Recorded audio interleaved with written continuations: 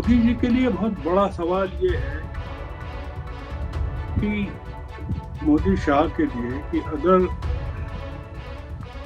बिहार में जीते नहीं तो केंद्र की सरकार भी खतरे में पड़ जाएगी, मोदी जी का कैरियर भी खतरे में पड़ जाएगा। जंगल राज तो मोदी जी का है कि केंद्र में उनकी सत्ता है और 20 साल नीतीश है, फिर भी जंगल राज है। मोदी जी ने कहा था 2 करोड़ नौकरियां हर साल देंगे, वो 11 साल में नहीं दे पाए। मोदी जी लिफ्ट में फंस गए बिहार की, और जनरेटर नहीं है वहाँ। बहुत खूबसूरत बात है, बहुत बढ़िया बात है, बहुत बढ़िया। और वो फड़फड़ा रहे हैं लिफ्ट के अंदर से। नीतीश कुमार का रोल खत्म हो चुका है। चिराग पासवान और प्रशांत किशोर कभी नहीं चाहेंगे कि तेजस्वी बने, क्योंकि अगर एक बार तेजस्वी आ गए तो इन दोनों का पॉलिटिकल कैरियर कितने साल के लिए खत्म हो जाएगा पता। सबसे बड़ा धक्का जो लगेगा प्रशांत किशोर को लगेगा कि आप दूसरों को जितवाने के दावे करते थे और आपकी तो खुद की ये हालत हो गई। नमस्कार, मैं हूं संजीव श्रीवास्तव। आप देख रहे हैं 4 PM न्यूज नेटवर्क। मित्रों, देश और दुनिया की नजर हम जो बार बार कहते हैं बिहार चुनाव पर है, और उन लोगों की नजरें हैं जो भारत की राजनीति या बिहार की राजनीति में रुचि रखते हैं।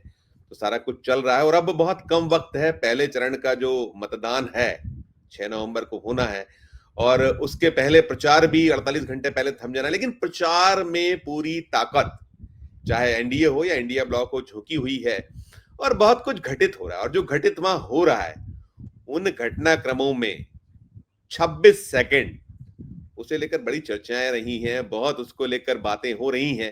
गत दिवस की बात है, एनडीए का संकल्प पत्र आना था, जो तेजस्वी प्रण पत्र के जवाब के तौर पर बड़ी प्रतीक्षा थी मीडिया को, लेकिन कैसे वो प्रस्तुत हुआ तो बहुत उसकी चर्चा। और उसके बाद अब से कुछ देर पहले नीतीश कुमार जी का एक 4 मिनट का वीडियो बयान आया है, और उस वीडियो बयान में बहुत तमाम बातें कहते हुए कह रहे हैं कि बिहार पहले बिहारी कहलाना अपमानित महसूस करने जैसा होता था, लेकिन बहुत कुछ बदला उनके अपने राज में।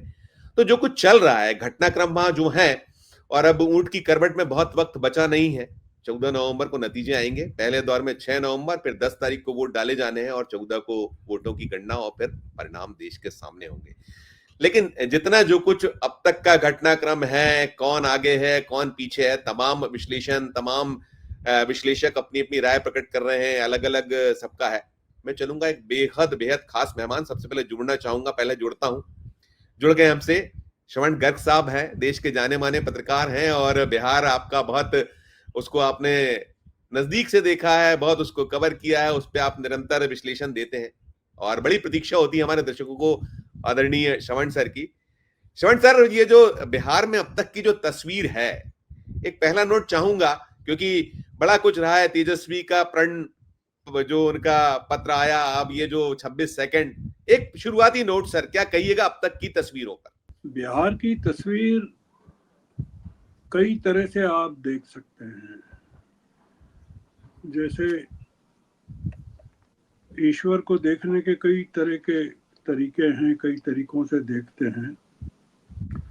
बिहार चुनाव भी कुछ ऐसे ही हो गया है कि उसको अलग अलग नजरियों से देख रहे हैं। हमने महाराष्ट्र के चुनाव को इस नजरिए से नहीं देखा, उसको राज्य का चुनाव देखा। हरियाणा के चुनाव को भी हमने राज्य का चुनाव देखा। दिल्ली के चुनाव को भी राज्य का चुनाव देखा। पर बिहार के चुनाव को हम राष्ट्र का चुनाव देख रहे हैं। सर, और इसलिए सब लोग इस पर लगे हुए हैं, अलग अलग तरीकों से लगे हुए हैं। वो इसीलिए आप पा रहे हैं कि बिहार को लेकर जितनी गहमा गहमी है, जितने प्रेडिक्शंस हैं, जितने ओपिनियन पोल हैं, सब एक दूसरे के कॉन्ट्राडिक्टरी है। यूनानिमिटी नहीं है, कोई एक मत नहीं है, और इससे कई चीजें निकलना है, इसमें कई चीजें सिद्ध होना है। तो मुद्दा यह है कि जैसे आपने जिक्र किया, दो चीजें जिक्र किया, 26 सेकंड का वीडियो, 26 सेकंड का वो जो संकल्प पत्र का पूरा मामला है, या 2 मिनट का है या 1 मिनट का है, जो भी है, एनडीए का जो है, जिसमें जी जी नीतीश कुमार खड़े हुए, उन्होंने दिखाया और फिर चले गए। फिर सम्राट चौधरी ने उसको पूरा पढ़ा। फिर मोदी जी की सभा में नीतीश कुमार नहीं पहुंचे। मोदी जी की जो सभा हुई उसमें वो नहीं गए। जी फिर उनका वीडियो अभी 4 मिनट का जो वायरल हो रहा है,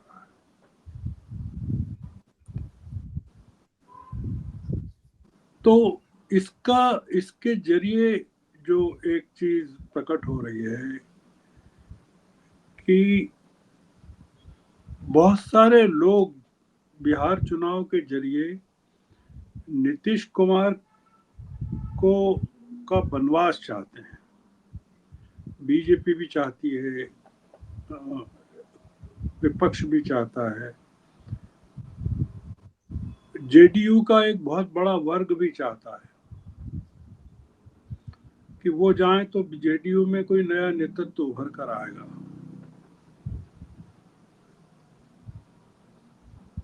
और वो नहीं जाना चाहते हैं। तो एक नजरिया ये है कि वो आप बिहार के चुनाव को नीतीश कुमार के नजरिए से देखना चाहते हैं क्या, कि वो क्या क्या कर सकते हैं आखिरी दम तक। और वो जिस तरह से 20 साल उन्होंने राज किया है, नीतीश कुमार सब कुछ करने में सक्षम है। क्योंकि नीतीश कुमार अगर सत्ता से बाहर हो गए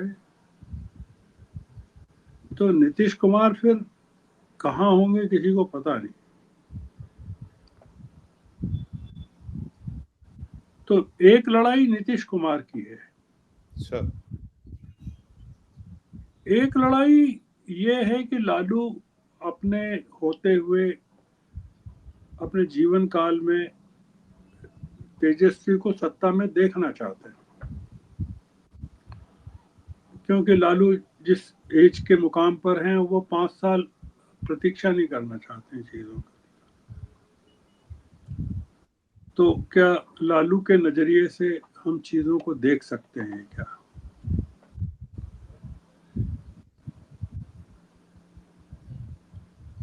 एक बड़ी जो लोग हैं, एक बड़ी संख्या में लोग हैं, वो इसके जरिए कांग्रेस का रिवाइवल देख रहे हैं राष्ट्रीय स्तर पर और बिहार में। सर वो होगा कि नहीं होगा, क्योंकि कांग्रेस ने जिस तरह से पूरे सीटों के बंटवारे को लेकर जो उन्होंने किया, व्यवहार किया कांग्रेस ने, या कांग्रेस की जो भूमिका रही, राहुल गांधी जितना अनुपस्थित रहे बिहार से, हालांकि वोटर यात्रा की समाप्ति के बाद वो एक बार जरूर सीडब्ल्यूसी की मीटिंग में सदाकत आश्रम में आए थे, पर चुनाव प्रचार से वो दूर रहे 2 महीने। तो राहुल गांधी की राजनीति का क्या होगा इस चुनाव में? कांग्रेस क्या करेगी? कांग्रेस की वापसी होगी कि नहीं होगी? सर सबसे बड़ा मुद्दा ये है कि चिराग पासवान की उम्र 42 साल, प्रशांत किशोर की 47 साल, चिराग की तेजस्वी की 36 साल। चिराग पासवान और प्रशांत किशोर कभी नहीं चाहेंगे कि तेजस्वी बने, जी हाँ क्योंकि अगर एक बार तेजस्वी आ गए तो इन दोनों का पॉलिटिकल कैरियर कितने साल के लिए खत्म हो जाएगा पता नहीं। और इन लोगों को रीजनल पॉलिटिक्स ही करना है सर। और मोदी जी के लिए बहुत बड़ा सवाल ये है कि मोदी शाह के लिए कि अगर बिहार में जीते नहीं तो केंद्र की सरकार भी खतरे में पड़ जाएगी, मोदी जी का कैरियर भी खतरे में पड़ जाएगा, बीजेपी भी डिमोरलाइज हो जाएगी। मोदी जी जो सिद्ध करना चाहते हैं वो यही करना चाहते हैं कि अभी भी देश उनके साथ है, जनता उनके साथ है। जी जी। तो वो सब कुछ करेंगे। तो मेरा जो आरंभिक या जो एनालिसिस है वो एक तो ये कि ये तमाम लोग अपने अपने उद्देश्यों की पूर्ति के लिए लगे हुए हैं। बिल्कुल सर, बिल्कुल सर। चिराग भी लगे हैं, प्रशांत किशोर भी लगे हैं। प्रशांत किशोर का जो इरादा और हमें जो नजर आता है वो ये कि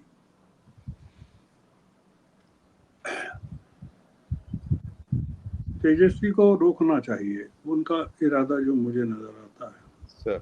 सर। और वो किंग मेकर की भूमिका में या सेबोटियर की भूमिका में आना चाहते। चिराग पासवान के लिए जरूरी है कि वो 29 सीटें जो उन्होंने ली हैं जी, वो अगर हाथ में नहीं आई उसमें से तो वो उनकी पूरी बार्गेनिंग खत्म हो जाएगी, दिल्ली में भी खत्म हो जाएगी। बिल्कुल बिल्कुल बिल्कुल। मैं सर अगर यहाँ मुद्दों की बात करूं सर, मैं बीच में शायद आप कुछ कहना चाहें तो कंटिन्यू करिएगा। मैं ये चीज जैसे देखिए कि बड़ा एक सुनियोजित लगता है इंडिया ब्लॉक की ओर से जो मूव्स हैं उनका, जैसे जो आया जो तेजस्वी प्रण पत्र आया उसमें बहुत चीजें वो पहले से बोल रहे थे, कुछ चीजें हैं। अब जो कल इन्होंने 26 सेकंड की जो मैं बात कर रहा था, तो दोनों में क्या चीजें ज्यादा अपीलिंग, क्योंकि लोग वहां जो, और फिर इसके अलावा एसआईआर रहा हो या और चीजें रही, और ये जो 20 साल की एंटी इनकम्बेंसी, ये कुछ क्या आपके पास रिपोर्ट्स किस तरीके की, आपका विश्लेषण इन सब पर क्या कहता है, क्या चीजें ज्यादा वहां आप ही बताइए कि एसआईआर और वोट चोरी को लेके कौन प्रचार कर रहा है? कोई कर रहा है क्या? विपक्ष ने उसको मुद्दा बनाया है क्या? अभी तो नहीं हो रहा है, अभी तो नहीं हो रहा है। तो कब बनाएंगे? 6 तारीख को मतदान है।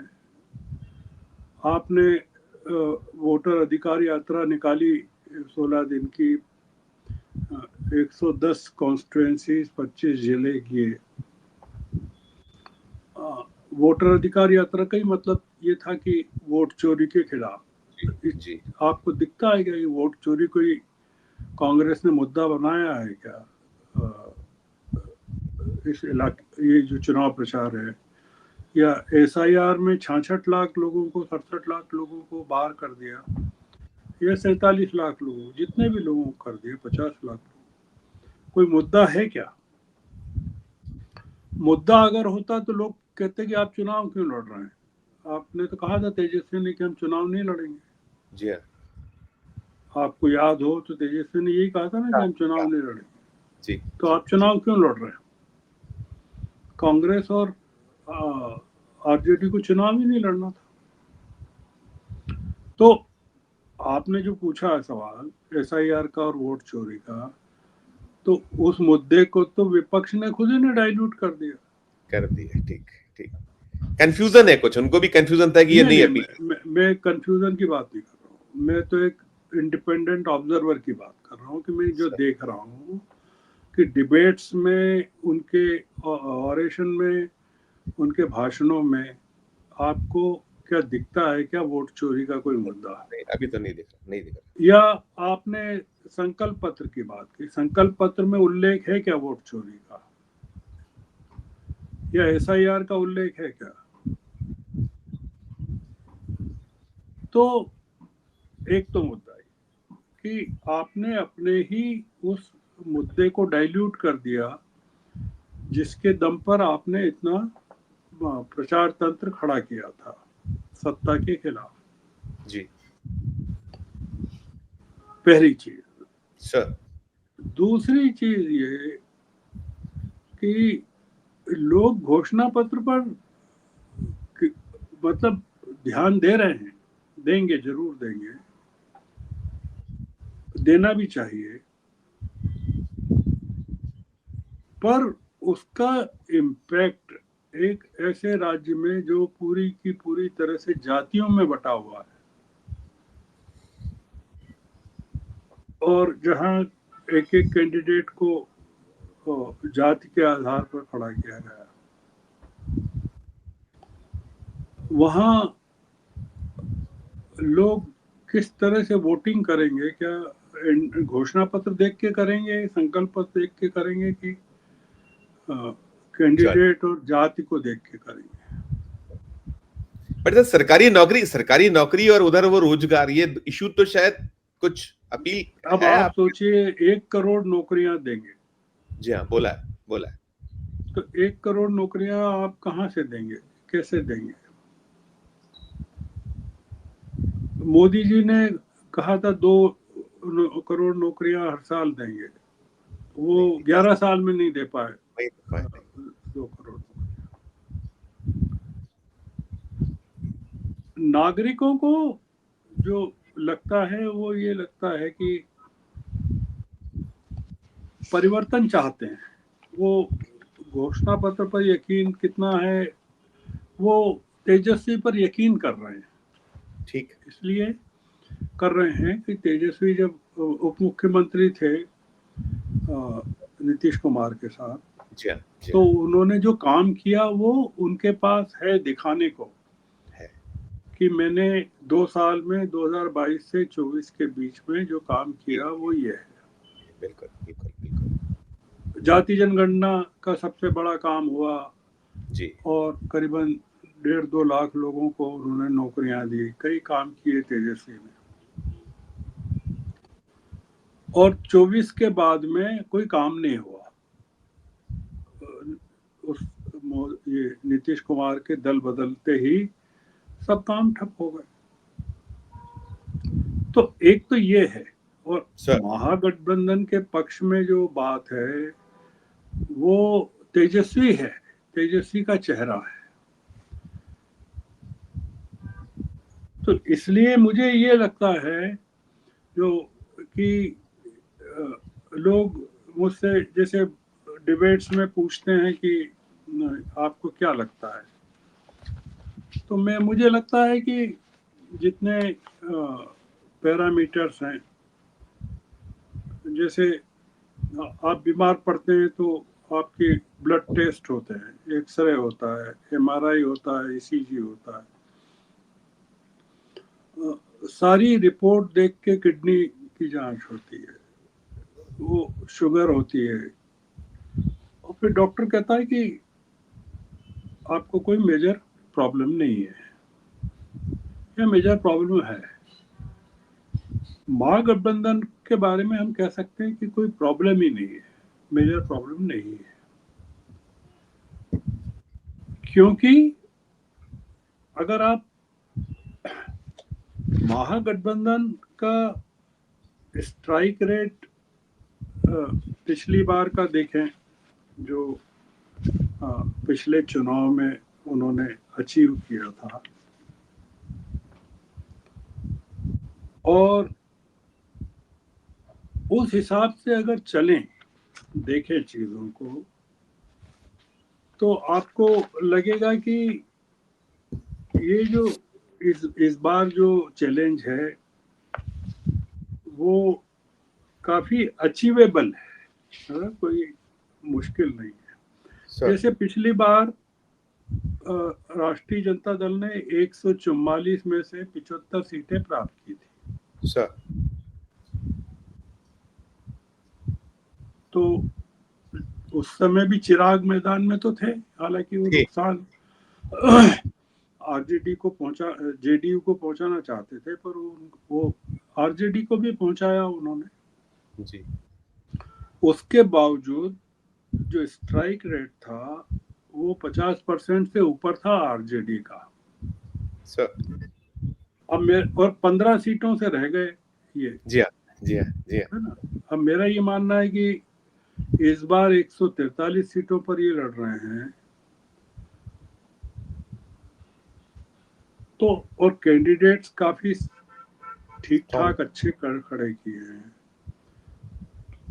तो अगर पिछली बार से, और आप अगर पिछले तमाम चुनावों का ग्राफ देखें आरजेडी का, 10 का, 15 का, 20 का, लगातार उसमें सुधार हो रहा है, वृद्धि हो रही, सीटों में भी, वोट शेयर में भी। अच्छा, तो मेरी जो अनुमान है कि इस बार आरजेडी को 95 सीटें मिलना चाहिए कम से कम, या बहुत 100 शानदार। सीटें मिलना चाहिए। पर मान लीजिए 100 नहीं मिले, 95 मिले या 90 मिले, 75 के बाद तो 15 ही सीटें और ज्यादा चाहिए। तो 5 साल ये जो जो अचीव किया है तेजस्वी ने, वो निश्चित रूप से 15 सीटें बढ़ाएगा, 20 सीटें बढ़ाएगा।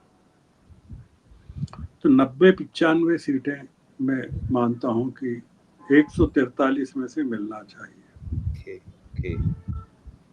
अब आप कांग्रेस का स्ट्राइक रेट पिछली बार का देखें, तो कांग्रेस ने 70 लोग खड़े किए थे और 19 मिले थे। तो आप अगर पाएंगे इस बार राहुल गांधी की यात्रा 25 जिलों में यात्रा की, 110 सीटों पर की, और 16 दिनों तक की, और काफी उल्लेखनीय रही। और पिछली बार के मुकाबले सीटें 10 कम हैं। तो मैं ये मानता हूं कि अगर पिछली बार की टैली 19 सीटों की थी और इस बार की टैली 29-35 सीटों पर पहुंच जाए, 35 सीटों पर पहुंच जाए, 40 पर नहीं भी पहुंचे, तो 35 सीटें ये, और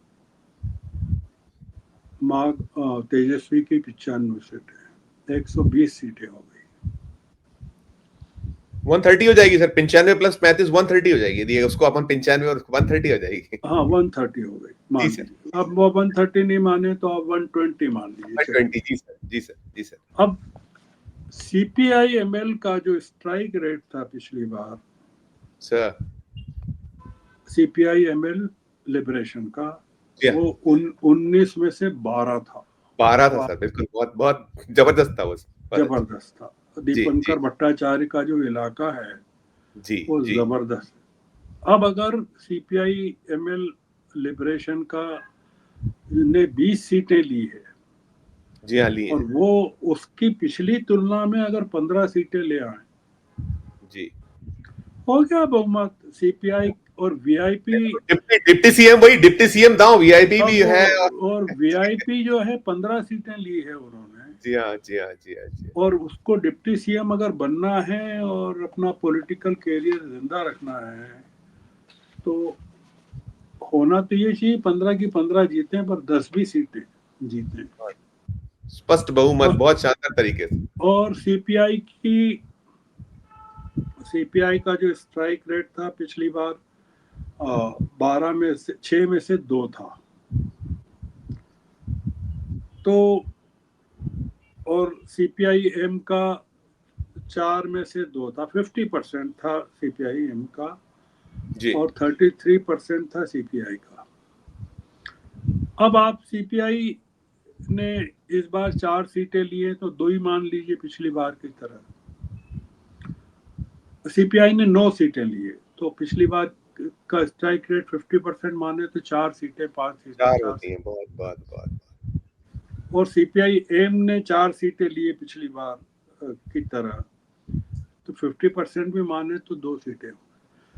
ये मेरा एक आकलन है कि जी मोटा ये सा। बहुत ही,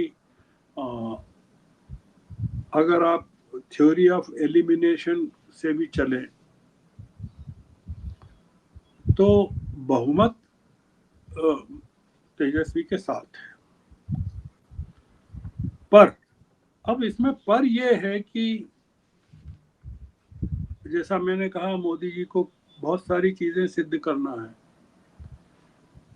उनके लिए दांव पर बहुत कुछ है। चिराग को करना है, प्रशांत। श्योर। जितने ओपिनियन पोल आए हैं उसमें प्रशांत किशोर को 8-9 सीटें मिल रही है, ऐसा बताया गया जी हाँ, जी हाँ, ऐसा आ रहा है जी। है ना। और प्रशांत किशोर के बारे में मेरा ये मानना, हालांकि वो खुद कहते हैं कि 150 सीटें मिलना चाहिए, मिलेंगी और डिसाइसिव रहेगा। तो प्रशांत किशोर ने बहुत लंबी चौड़ी यात्रा की थी, 2 साल से वो लगे हुए हैं, Okay. और काफी करोड़पति कैंडिडेट्स हैं उनके पास, है, है। काफी वो लगे हुए हैं, और उनका कैरियर दांव पर है। उनकी वो बैलेंस कहते हैं शीट भी बड़ी तगड़ी है सर, उनकी खुद की बैलेंस शीट बड़ी तगड़ी है, वो जो बताते हैं इतनी कमाई हाँ, सारा कुछ पैसे के मामले में। तो 2 घंटे की कंसल्टेंसी के उनको 11 करोड़ मिल जाते हैं। जी हाँ, जी हाँ, जी हाँ, जी हाँ। तो प्रशांत किशोर ये ऐसा है कि आप किसी होटल में जाते हैं और आप कहें कि साहब आपका खाना बहुत अच्छा है, सारे लोग तारीफ करते हैं, तो वो होटल का मालिक कहता है कि साहब हमारा शेफ बहुत अच्छा है। बहुत अच्छा शेर, सच में, सच में। तो वो शेफ को ये समझ में आया कि यार अपन ही होटल खोल लो। जी, जी, जी, जी। बहुत सही है, बहुत सही है। तो ये अभी तक दूसरों के यहाँ मिठाई बनाते थे, मोदी जी के यहाँ, नीतीश कुमार के यहाँ, अमरिंदर सिंह के यहाँ, केजरीवाल के यहाँ, जगन रेड्डी के यहाँ, ममता बनर्जी के यहाँ। अब वो किचन से बाहर आ गए, बोले नहीं, मैं ही दुकान खोलूंगा। जी, खोल ली। जी, जी, खोल ली। अब अच्छा। उनकी ये दुकान अगर बंद हो गई तो सबसे बड़ा धक्का जो लगेगा प्रशांत किशोर को लगेगा कि आप दूसरों को जितवाने के दावे करते थे और आपकी तो खुद की ये हालत हो गई। ये हालत है, ये तो प्रशांत किशोर कुछ भी कर सकते हैं, ये मेरा कहना है। हालत है। मतलब ये यहाँ जाए तो सर ट्रम्प कार्ड है, जो ट्रम्प कार्ड जो तो एनडीए का जो काम चिराग पासवान नहीं कर पाए पिछली बार, वो प्रशांत किशोर करेंगे। किशोर। जी, तो जी, प्रशांत किशोर क्या करना चाहते हैं ये रहस्य है। जी, ठीक, ठीक, ठीक, ठीक। इसलिए मेरा, जो मैंने कहा कि 101 सीटों पर अगर आप देखें, बीजेपी का स्ट्राइक रेट पिछली बार का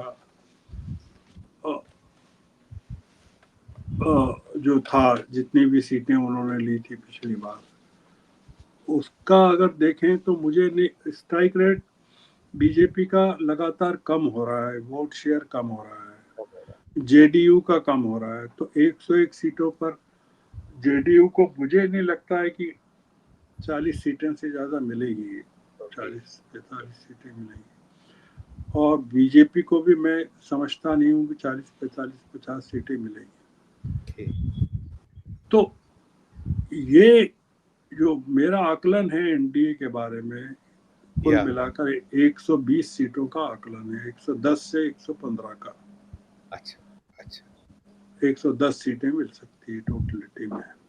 सर, सर ये जो है सर, हाँ करिए, कंप्लीट आप कर नहीं लीजिए। ठीक है, आप पूछिए क्या कर रहे मैं सर ये पूछना चाह रहा था कि जो भाई ट्रम्प कार्ड तो इनके नीतीश कुमार ही है, क्योंकि बहुत असमंजस है सर, बार बार अलग अलग, पहले जो कहा था अमित शाह साहब ने कि वो तो बाद में, और तमाम, फिर अब उनको समझ में आया तो उन्होंने फिर सुर बदला कि नीतीश थे, नीतीश हैं, नीतीश रहेंगे, ये सुर आया। आप घोषणा नहीं कर रहे हैं, सब कुछ बड़ा एक ऐसा है कि दोनों हाथ में लड्डू है, कि जब कलम की उसके अर्थ कुछ भी नहीं था, अर्थ कुछ भी निकाल लें।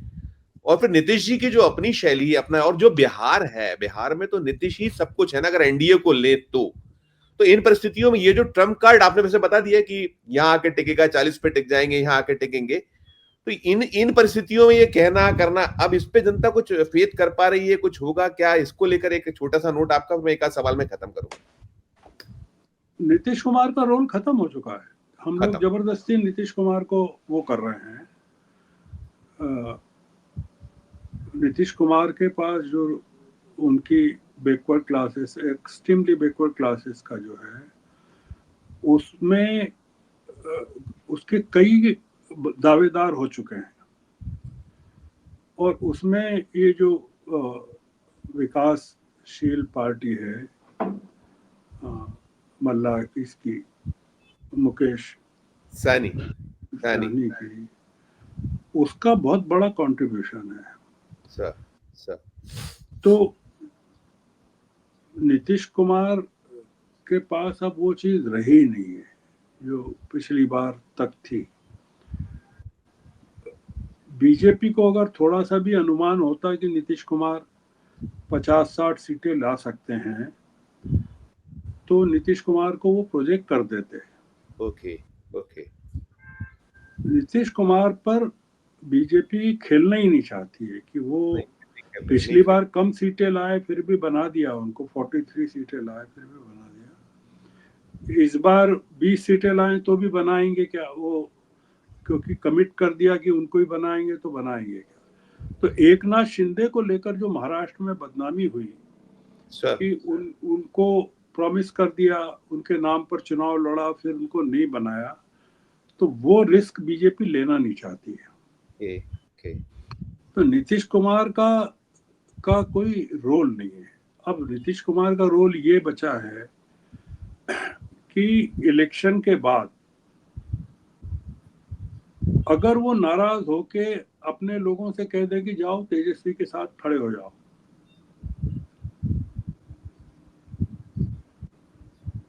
इतना बचा है। Okay okay. कि वो ये कह दें कि ठीक है, इन लोगों ने मेरे साथ ऐसा किया है, तो अब तुम लोग भी तेजस्वी के साथ चले जाओ। सही है। जो जंगल राज जो चल रहा था, जंगल राज वाला, ये जो मोदी छेड़े हैं, उनका पूरा कुनबा छेड़े है, सारा कुछ ये, और जो अभी वहां हो रहा है जिस तरीके से इनके खुद के राज में, तो इस पे एक छोटा सा बहुत नोट सर, आखिरी सवाल मैं कर लूंगा। जो वहाँ की आबादी है, बहुसंख्यक आबादी है, वहाँ 38% युवा हैं, 38.2% करीब युवा है। वो 28 साल तक के हैं, 13 से 28 तक।